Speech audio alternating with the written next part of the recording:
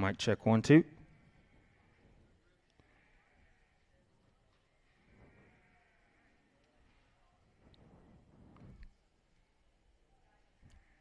YouTube check 1 2 1 2.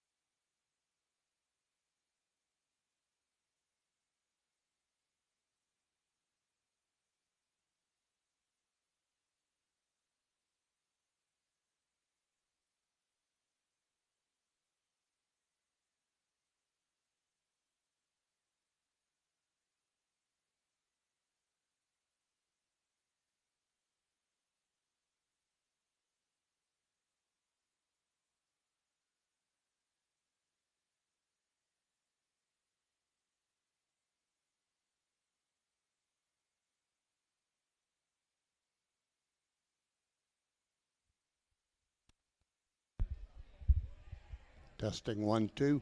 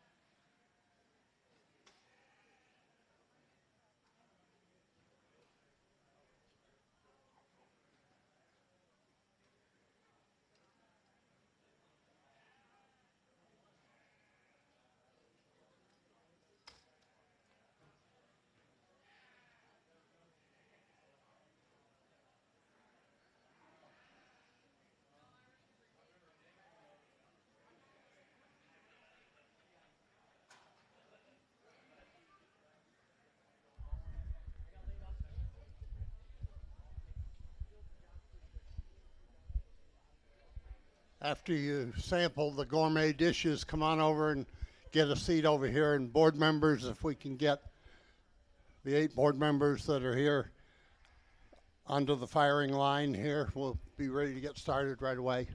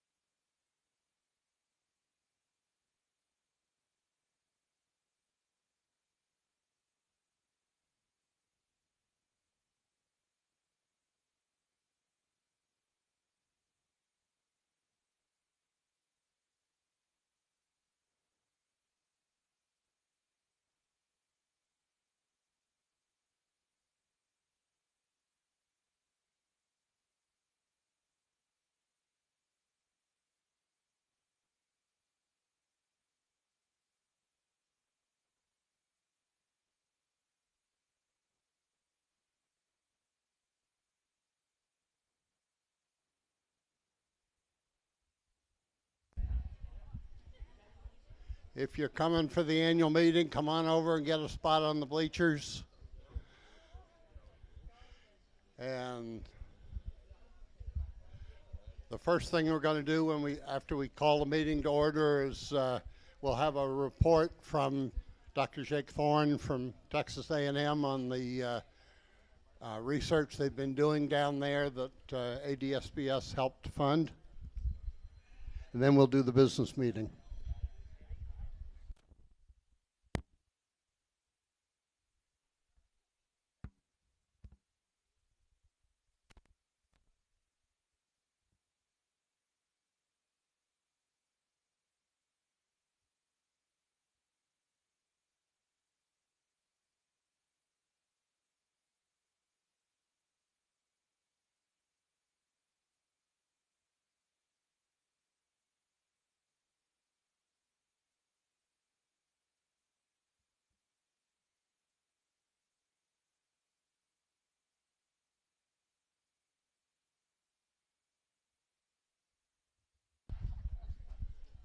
Okay, well, welcome everybody to our annual general membership meeting.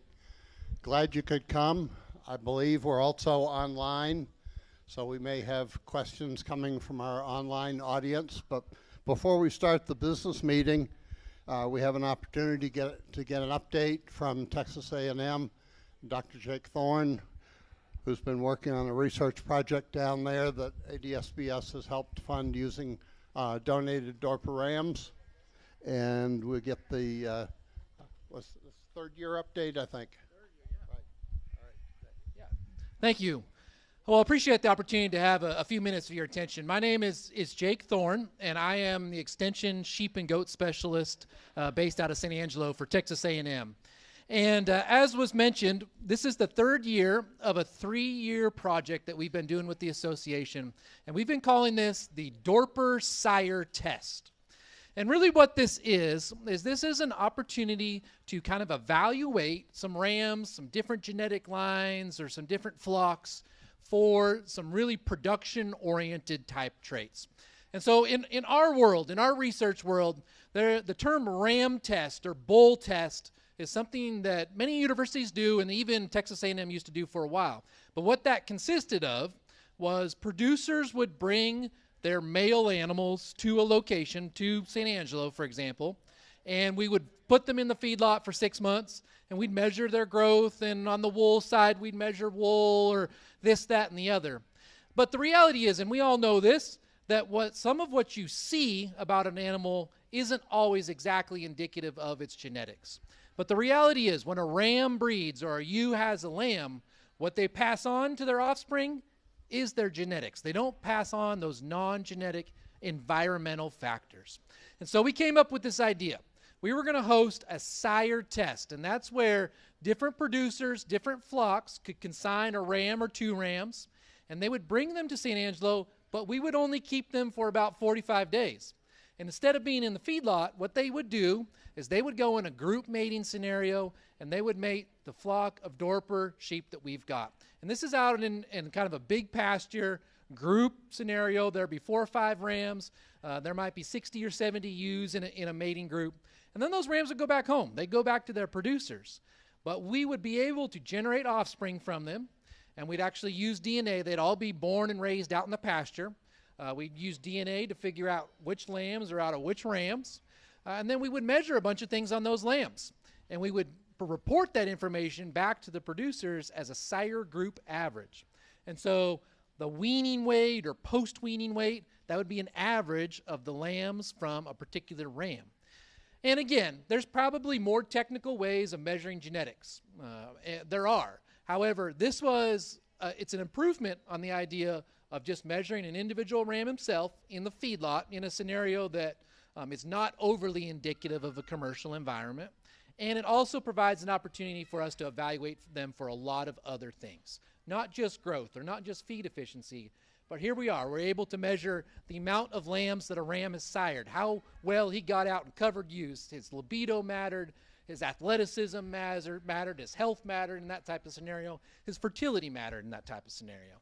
Also, how vigorous those lambs were. These lambs, like I said, they were born and raised out in the pasture. They had to have some vigor at birth. there had to be some ability to survive in that type of scenario and to grow and to thrive. And so we measured that at weaning. We measured that at post-weaning. And then we had kind of a decision to make. All right, we've had them for 4 or 5 months off of their mother. What we did next is we actually divided them into 2 different groups, and each ram had some offspring in each group. One of those groups stayed out on pasture all the way through, and the other group we brought into a feedlot, and we put them on what we call an artificial parasite challenge. How many of you are tired of drenching sheep or seeing dead sheep of some kind from worms? It's a problem, right?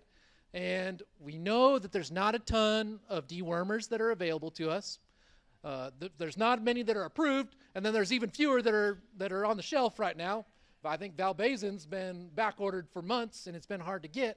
And so the reality is, the future in that type of situation is if we can select animals for some kind of natural parasite resistance, if we can improve their genetic ability to withstand some kind of parasite challenge, that will at least reduce the amount of dead animals we have or reduce the effects that our flocks have from parasitism. And so this idea of artificial parasite challenge, that's in the feedlot, we dewormed them first of all. We started everyone at an even playing field, and then we gave them worms. We were able to grow Barber's pole worm, which is public enemy number 1 in the parasite world.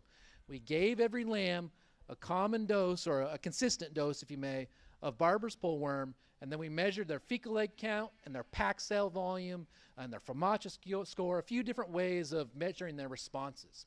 And again, that was just another data point that we could share. It was reflective of potentially the genetics of their sire for that particular trait. And then after that, kind of to round out the test, what we did is we harvested some of those lambs. We harvested some from our feedlot group, and we harvested some from our pasture group. That was a different diet leading into that final time point, grain versus grass finished.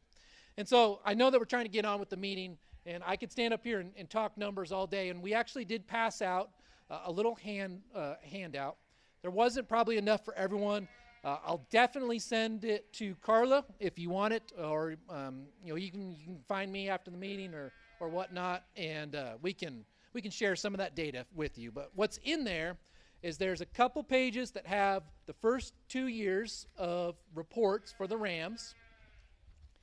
And then there's some figures. And just really quickly, I know we're trying to get on with some things, but I did want to kind of share what was in here. And this is one of the things that we really learned in this type of scenario, and one of the things that I really want you to take away, is that at this point, we're in year 3, and those lambs, the 3rd year of lambs, were born in October and November. They were weaned the very first week of February. And right now, they're just starting that parasite challenge part that I talked about in the feedlot.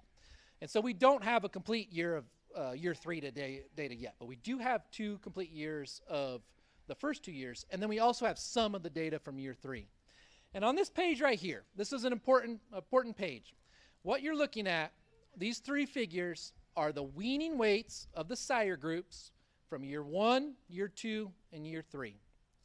And this is why it's really important that we don't just take a data point from one year and compare it to the next. Environment really matters. Nutrition of that mother really matters. In the first year, it was a decent forage year. These ewes, again, were out on pasture. They're raising these lambs. We had decent rainfall. Forage was okay. If you look across there, the ram averages differed a little bit, but they were in that 60-pound range. And this is at 90 days. 60 to 65, maybe a few under 60. The next year, we had a really good stand of oats, cereal grain, and we didn't have very much pasture in the forage. Forage in the pasture. So those ewes actually ran on oat pasture before they weaned those lambs. And the next year, those lambs weighed 70, the average was 77 pounds. The 3rd year, which is what we just had, was the driest year that we've dealt with. It has not rained in San Angelo, Texas until about 3 weeks ago. And those of you that are from the region know that. And those ewes had little less to work with. We didn't have very good pasture, and we didn't have very good oats. And the weaning weight average was right at 50 pounds. That's a tremendous variance. 25 pounds difference from year to year on the average. And what's interesting is the last column on there. The last column on there, that is a ram that has been on the test every single year. All the other bucks represent different flocks that were consigned. But that last column, so he's ram G, N, and W. That is the same sheep.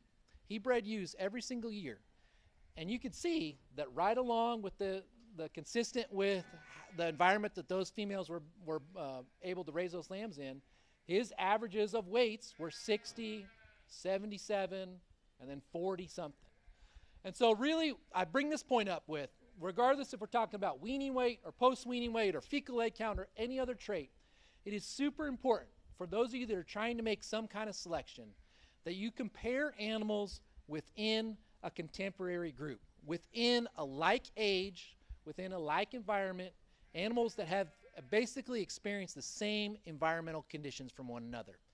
There you can tell a little bit more about the variation in genetics in that type of scenario than you can if you just compare across years and just say, oh, he weaned a 70-pound or she weaned a 70-pound lamb last year, and versus this year, it could be a completely different type of situation. And so that was one take-home message that I wanted to present you with. So the long and the short is, to wrap up, we've been able to provide some data back to the consigners of this test. And that's important for them to use and whatnot. But additionally, that sets a really nice bank of information and research potential for us. And so who came with me today is Carson Milliken, and he's a PhD student in my program down in San Angelo. And we've been able to take this data and kind of work at some different angles. One of the things that we've been looking at is the fact that, if you comb through here, you'll realize that the number of lambs that were sired by ram ranges from 45 to 3, right? That's a huge amount. From a scientist standpoint, from an experiment standpoint, we'd love for them all to have 20 lambs, right? But that's not how the world works, right? We ask them to go out and compete in this type of scenario, and some did better than others. And so why is that? What are the factors that go on with that? And so we've done extensive evaluation of semen before and after that breeding season. We looked at body condition, we looked at testicles, and took measurements, and a lot of that's being reported back. And so that's one angle that we can work on from a research standpoint. There's also sisters. So we talked about we generate lambs. Well, there's females that don't end up on the harvest floor, and they go back into the flock. And we're looking at other things that we don't necessarily have a very good scoring system for. Udders, teats, maternal ability, ability to raise a lamb, what sets a ewe up both structurally, physically, and then also how she acts around that lamb. And we're trying to kind of better understand that from a genetic standpoint. And then one of the coolest things that we've been working on is we've taken from the lambs that were harvested, we got data that, ribeye and back fat and some of those data points that many of us are familiar with. But we also took a little piece of lamb and we ran it through a piece of technology called reams. And reams is it's an instrument that burns a tiny little piece of meat and then it analyzes the smoke profile. And what's in that smoke profile is associated with the fatty acids that are in that meat. And fatty acids are one of the main driving factors of flavor. And we're interested in knowing, okay, is there a genetic component to flavor? Is that something that we could select for? And then also, I talked about we had some lambs that were grain and grass finished. And for those of you that are selling lambs off the farm or off the place, and you finish in different ways, and you have customers that maybe like different things, I can sure tell you that grain versus grass impacts flavor. And so if you look through this report, there's a few figures again, and if you're interested in this, we'd love to visit with you here at the end of the meeting. But we saw some really cool things. We were able to find animals that are scoring similarly on that Reams analysis based off of their sire, which indicates there is some kind of genetic component to it. And then we're seeing differences in carcass quality and fat color and shelf stability and shelf life on those products based off of diet too. And so we're really excited. We're continuing to kind of work through that. We've got one more summer here of lambs to challenge and to harvest and to look at. And that's going to go into Carson's PhD thesis, and it's going to help him kind of finished up his grad program, and it's also going to continue to allow us to produce data for the association and provide some information back to the members. So I want to end with, we're excited about this, but also we're super thankful to the board and those of you that are members for contributing in this and participating in this. Thank you to those consigners that have sent rams to San Angelo. We enjoy working with you, and we'd love to talk about this stuff, and it wouldn't have been possible without the association supporting this financially. So thank you very much, and thank you for your time.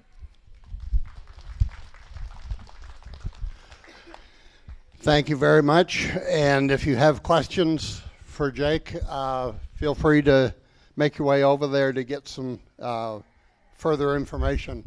We're looking forward to having some data points from this research that will help us, and I'm sure Ron and Justin were paying attention back here because we've got a new committee which you'll hear from in a little while on breed development and research, and a lot of the factors that Jake is collecting here will be helpful in that study as well, and that committee's work. We'll call the annual meeting to order, and the first item of business are approval of the minutes from last year's annual meeting. They are attached to your agenda. They were published earlier in the Dorper report, so we won't read them aloud unless someone wants it. Would someone make a motion to approve the minutes? Got a motion to approve. Is there a second? All in favor? Aye. Opposed? Thank you. Okay, next item is the financial report. Carla?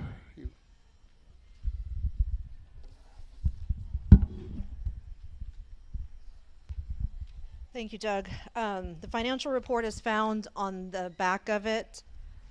We knew that 2025 was going to be a hard year, and we stood here that last year saying that we were going to be paying for two registries. We were able to negotiate out of one of the ABRI sooner than expected, which did give us a little bit of room here.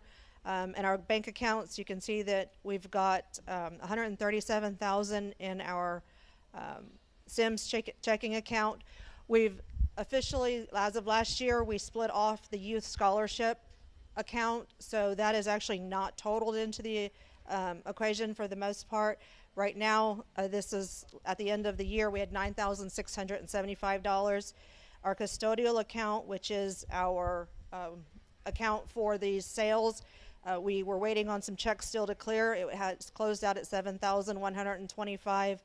And then one of the other things we did was we moved into a treasury management system, which means that at the end of every day, anything over $125,000, we actually sweep into a money market account so that it's working for us. So previous to that, we were holding money in our account that was just simply in cash value.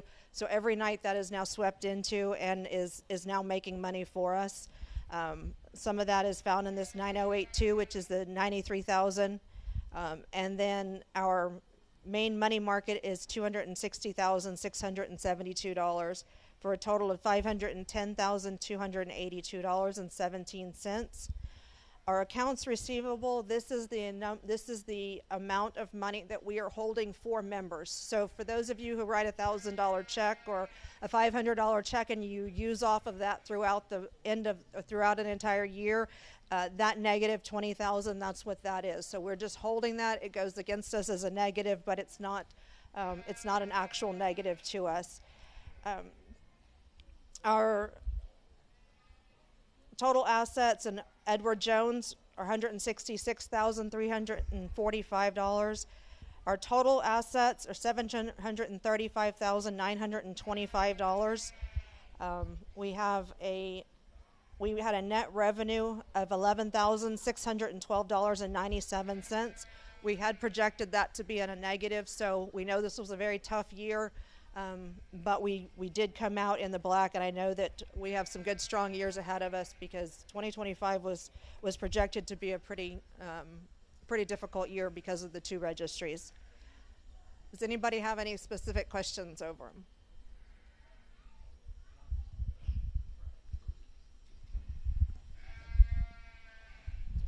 If there are no questions, entertain a motion to approve the financial report. The motion, is there a second? Second.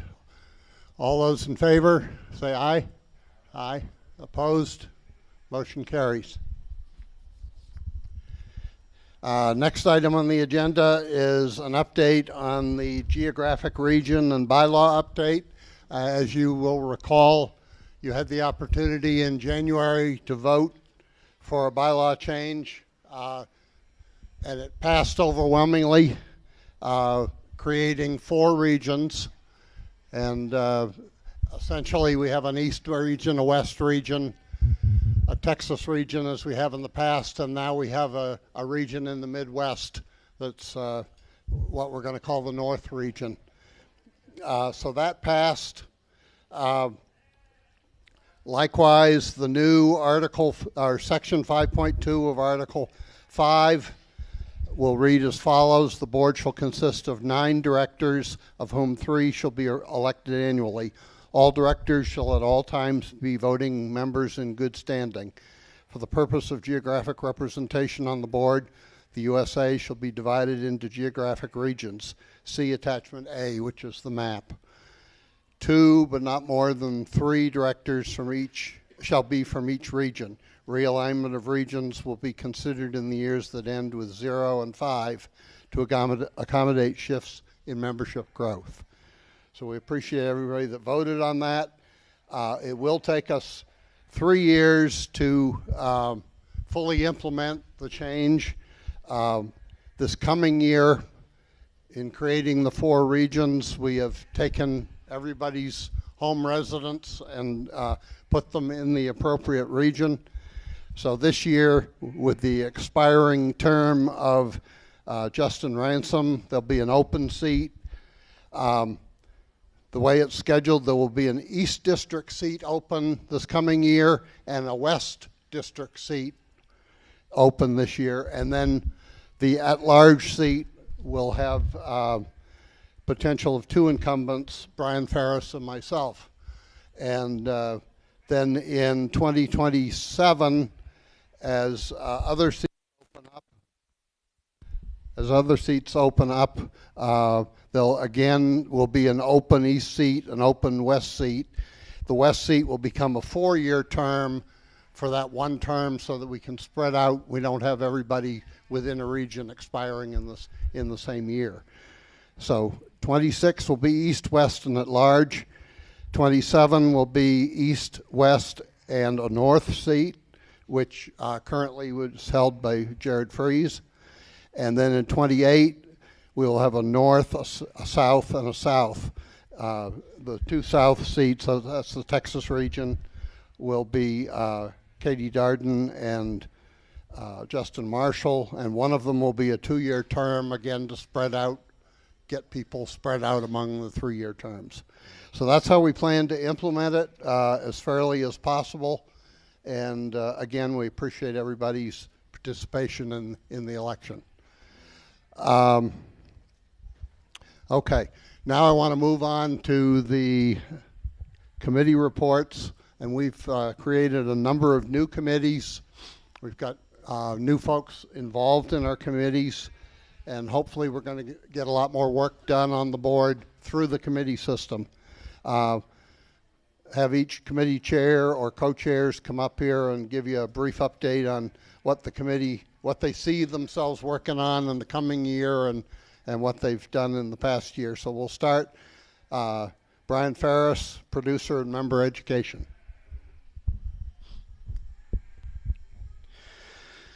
Thanks, Doug. Over the course of the past couple of years, we committed that we were going to try to provide some more educational resources, and one of the things that's come out of that, my report here last year, was that we weren't as successful in our effort that first year. Over the course of this past year, we had our judge certification course that we held in San Antonio back in August. We had 14 in attendance for that. That was taught by Mr. Billy Wade and Preston Ferris. And then, and of those 14 individuals, we had 6 from Texas, 2 from Illinois, 2 from Missouri, 2 from Oregon, 1 from North Carolina, and 1 from Oklahoma. We had 3 other out-of-staters that had to cancel at the last moment, and so they were not able to attend. But all of those individuals went through that program and all passed their certification, and so have all been added to our judges list. And so I believe that will help us throughout the country. Probably the most valuable piece, and we're still developing that, that came out of that is Mr. Jeff Schrader for livestockjudging.com took and videoed all of that. He videos countless judging contests throughout the country and then publishes that information. And so you would have seen some of that come out, but he and I are working to try to work on some specific details, some traits that we're wanting to say, you know, these are things that we really need to focus on. Either these are good things or these are bad things for our industry. And so highlight some things within our breed standard that will just help, again, educate those individuals in our breeds, both in the Dorper and the white Dorper side. So went back to the board and asked for another school. We will be doing another school in June 26th. So far, I have confirmations from California, Pennsylvania, Oklahoma, Illinois, Texas, Missouri, Wisconsin, South Dakota, Indiana. Stay tuned. I don't have the itinerary completely identified yet and laid out. Stay tuned to the website. We'll try to get that out here within the next week or so folks can make some plans to attend. There will be a fee for that one. And then myself and Colleen Vandermeer, is that correct? We're going to work with her and then also part of what my goal in this is also bring in some of our producers from across the country that you know, we all have different production scenarios and we all have different goals for our program. We have a very small industry, and so all of those are important. And so we want to kind of encompass all of that and try to touch a little bit on each one of those areas. And these producers that are and breeders that are having a lot of success in that, have some years of experience, I think will be vital as part of that education course. And then Jeff will be shooting some more footage of that school as well. And so we'll be able to get that information out. And so working on a lot of that. We'll try to get some other pieces involved. But if that's something that's near and dear to your heart in terms of education, give me a call. Would love to have you as part of our team. And so just give me a shout, and we'll sure work through anything any ideas that you might have. So that's what we're trying to get done. Okay, thank you, Brian, and hopefully some of you will make it to San Antonio for that program in June. Next committee is Research and Breed Development, and we have co-chairs Justin Marshall and Ron Waldron. Who wants to come up here and be on the firing line?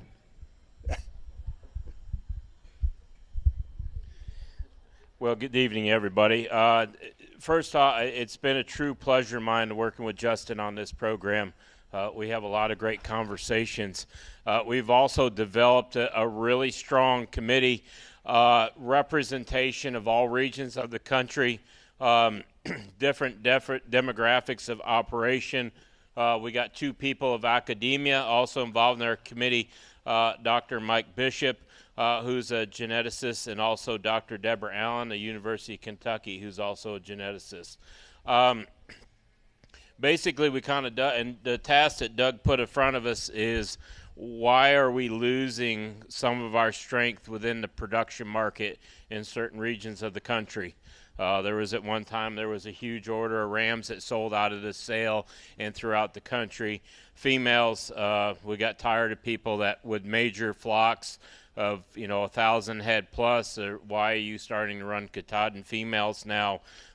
So Doug kind of put us to task to try to go back after and regain that segment of the market that we have lost. Going back on what Dr. Thorne had said there, we are going to develop some scorecards, if you will.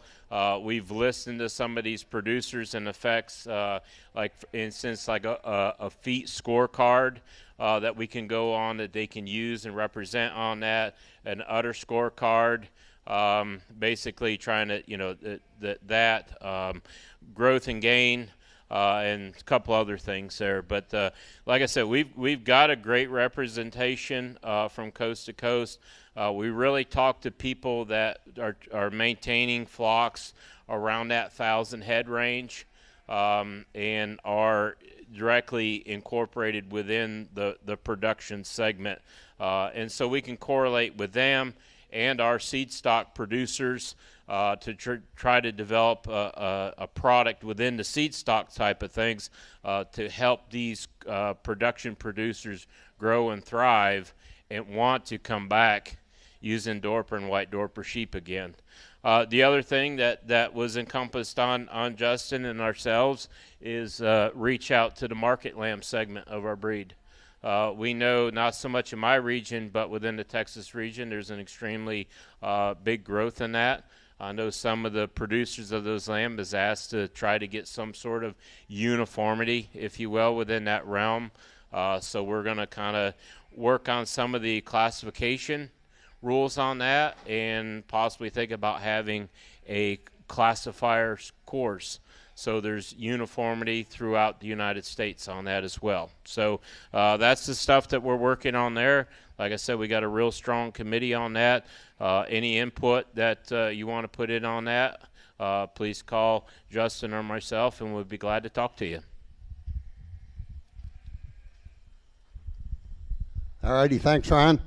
Ron usually calls me the same night or the next morning after that committee is met, and he's always really fired up because they do have a very dynamic committee, a lot of different opinions, and really looking forward to some great things coming from their work. One of the real backbones of the society in the last 3 or 4 years has been the establishment of a strong finance and process committee, and they really have kept us on the track and put systems in place for approval by the board so that you have a sound organization that's going to last for a long time. And Justin Ransom, past president, has been chairing the finance committee. Have anything you want to report on, or should I see if Carla wants to add anything? Anything, Carla, you want to report for Finance Committee? I just want to take a minute to thank Justin and Leanne Winters, Will Phipps, Sharon Holman. These individuals have really led the charge on putting together the transition, and Lance Weaver, the charge on putting together some processes, like Doug said, some things in place, some investment policies in place so that we can make our money work for us. That team is one that implemented the digital registry and went after that. So that it's been, like Doug said, it's really been a very strong committee. I think we're kind of taking a breath right now because we tasked that committee quite a bit over the last 2 years. So we're giving them kind of a little bit of a sabbatical for a couple of months, but we're going to get back with it. And we've got a lot of progress to be done. But anything, Justin, that you want to add? All right. Justin's been great about being in flight during our meetings, so. Okay, thank you, and thank you to all the people that volunteer and serve on these various committees. Having a strong finance and process committee has allowed the board to focus then on real policy issues and breed development issues that hopefully make us all more money in the long run and make our breed stronger. We have a super youth committee and new chairman, so go easy on her here, but Katie Darden is the chair of the youth committee. Hello. We have the semen sale going on currently on Willoughby. If you haven't seen that, hop on there and take a look. There's 29 lots of different semen from all over the United States and some from Australia that was donated by RSG. And all of that money from the semen sale goes into that account that was on your financials for the youth scholarship. This year we gave away $6,500 in scholarships to 5 individuals: Presley Ferris, Briar Day, Hannah Hewitt, Kaylee Scoggins, and William Deering. We had a great committee that interviewed these men and women, and it was awesome. We had a really good time talking to them. And so we ended up giving every single applicant a scholarship.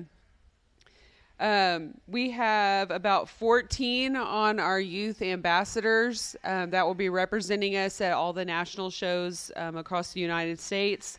And you see a lot of those kids over here and over here running around, helping out, doing a lot of things. And so we really appreciate your support on the semen sale, because that's where we generate the funds for our scholarships. Thank you.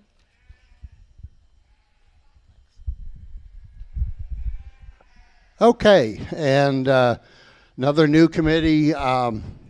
Carrie Paul is chairing our policy committee to take a look at some of the policies that we operate under as a breed association and see if we can't strengthen those or adjust those for the time. Carrie, anything to report? Or he's sneaking up on the backside. Yeah, as Doug said, the policy committee is new this year. I am the chairman. On the committee are Ron Waldron, William Phipps, Brad Rader, Leanne Winters, and Randy Kai. Some of the things we've already worked on, Doug mentioned how we're going to vote on board members in the future. Well, that was one of the policy committee's jobs. Also, with the advent of digital Dorper, we've had to go over a few things because they wanted clarification on how certain things could be done or should be done. And one of the things that came up recently was there was a couple of farm names that were the same. 2 different people had the same name, and that really doesn't work well. So anyway, that was one of the things we've had to help out on. So I also have an update. Katie mentioned the semen auction, and it's going to run till 3 o'clock on Saturday, and right now it's at $5,910. So I want to thank everybody that has purchased semen, or at least has bid on semen to this point, and thank you all.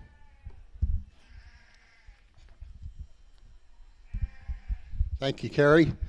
We're now ready to move into the announcement of our Member of the Year, Junior Member of the Year. We need a drum roll and suspense, but to introduce our Junior Member of the Year, I'm going to ask a board member, Jared Freeze, to come forward and make that introduction.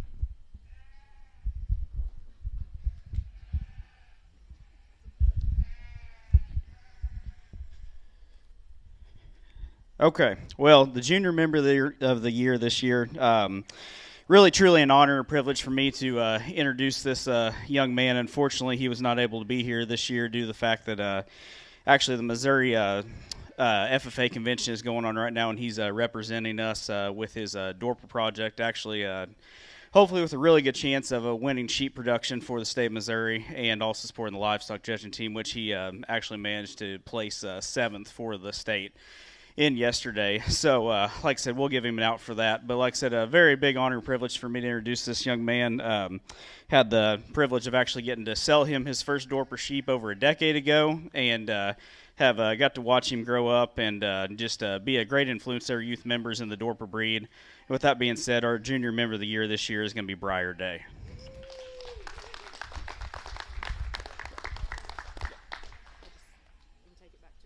Sure. Yeah, and like I said, we'll make sure to get this. I believe his father, Aaron, and mother, Angie, are going to be here later, so we'll make sure to get his buckle for him to give to him. So like I said, once again, congratulations to Briar Day. Thank you, Jared. Okay, member of the year. And I'll start this. Judy, come on up here. We won't do the long bio ahead of time. Our member of the year this year is Judy Malt from Idaho. Judy has a long history working with the Dorper breeds. She got her first sheep, or registered her first lambs in 2004. She has served on the ADSBS board. Originally started as a resident of California. She's moved now to Idaho. I think we all can appreciate that. And I guess where I see her strength is motivating volunteers and getting the grunt work done, because I have watched the Western States Dorper Association grow tremendously and have one of the most successful sales in the country, and it's largely because of the work of Judy Malt. Those of you that follow all the Dorper happenings on Facebook, I'm going to do a shameless plug here as part of her introduction, but if you've seen the beautiful painting by the South African artist of Dorpers and white Dorpers at sunrise, set of rams on pasture, that's being raffled off this year at the Western States sale the end of May. And Judy has a pocket full of raffle tickets here, so come introduce yourself and buy some raffle tickets so we send her back with plenty of opportunities for that beautiful painting to end up back here in the central part of the country. We've got some friends that are here to join you. Come on in.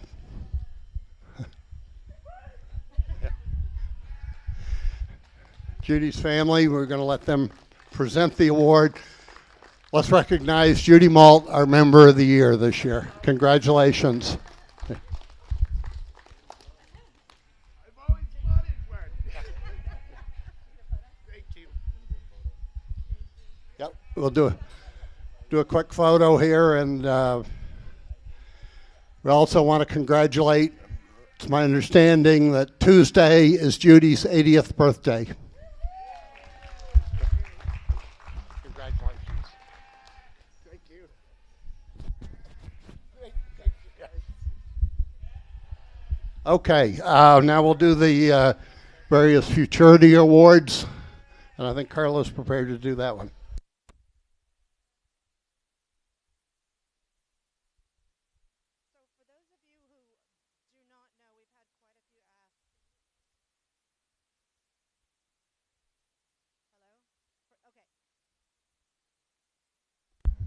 All right, now I'm on. All right, for those of you, we've had a few new folks who are asking about the Futurity. If you have a ewe that you would like to nominate for the Futurity, if that ewe is purchased by one of our youth, they then can show that ewe for points. We have a bred and owned and also an owned category. So if you're selling lambs, ewes in this sale, you can nominate that any of your ewes for $35. And all of that money is then given back out to the winners at the end of the year. So we collectively pull all of that in and then separate it back out to the youth. So 100% of that goes back out. This year, I'm going to recognize a couple of individuals who placed high with those Futurity lambs. We have our bred and owned category. Who's not here, Hudson Howarts with Howarts Livestock 5003. We'll get this back to her. Behind Hudson was Alfie McDaniel with M-Bar W Ram 2561. And Abigail Hauser with Rock Solid Ranch 0546. So these individuals, give them a round of applause because these are the owned and these are the bred and owned. So those were the bred and owned, and those are the individuals. They breed their own and showed them all across the United States. The owned category is Miss Sally Everhart with East Star Livestock 2522. Is Sally here? No. Okay. All right, we can give that one to. Okay. And then right behind Miss Sally was Ella Weaver with Willow Creek Ranch M631. Now, I will tell you that I've seen some other Futurity program's really growing, and I think ours has taken a little bit of a dip this past year, so I'd like to encourage you all to nominate those for the futurity. We've actually gone a little bit, and we've had some discussions in our youth committee about doing a traveling trophy. If there's some sponsorship, maybe we can get something going. We don't want to take away from the funds that we're giving back out to these kids, but we'd like to do something to really grow this program a little bit. This past year we didn't have a real strong attendance, so before we watch that dwindle down any further, we want to give it some recognition and really hype it up so that we can get some individuals to enroll in it. So if anyone has any ideas or on what they might be interested in doing to help us over the next couple of years and grow the futurity, we're definitely open. You can contact Katie or myself for the youth committee. And then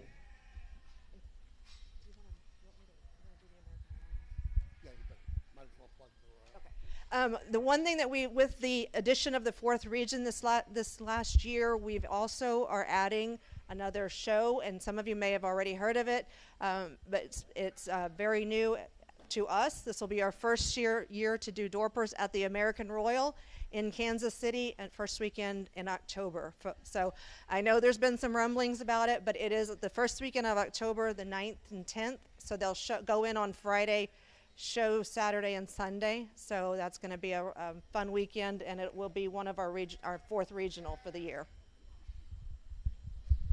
I just want to reinforce the futurity. If you've got fall ewe lambs or January ewe lambs in the sale tomorrow, regardless of where you place, top end, middle end, wherever, if you'll tell the clerks as they're coming down recording your lot numbers, we will add paint brands for futurity nominations. We'd really like to kick the futurity up in gear, and so if you want to nominate a ewe lamb, just let the clerks know tomorrow when you're in the ring. That concludes the business that we expected to report on today. Any questions anybody has before we adjourn? Okay. Hang on, we've got 1 or 2 other things left here. I'm going to leave the last one, Ron, to the end. Okay. All right, we have our cook-off champion.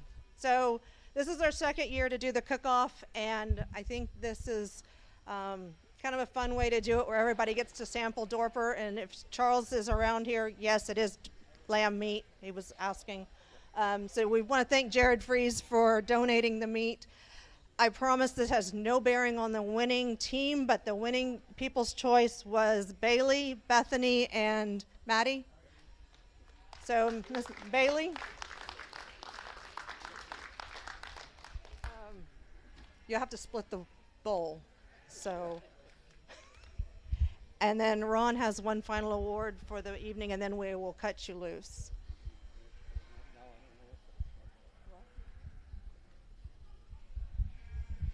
So our last award for this evening will go out to the breeder that had the highest selling consignment of last year's national sale, and that will go to Zermino Ranch of California. So if there's any representatives here, please come on down. If not, I'm sure I can catch up to these gentlemen later and give them their belt buckle. So let's give these guys a round of applause as well.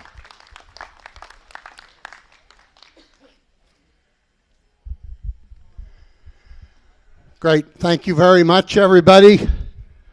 Hope you'll make it out here tomorrow morning. We will have a consigners meeting, I believe, at 8. We will have we'll have the show. We will start at 8 o'clock with White Rams. And the one last bit of business we've got to accomplish here, we want to recognize our retiring board members. And they are Sharon Holman is here.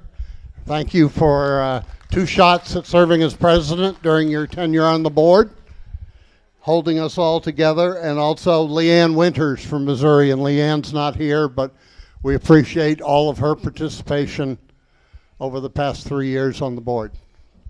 That concludes the business we have. Is there a motion to adjourn?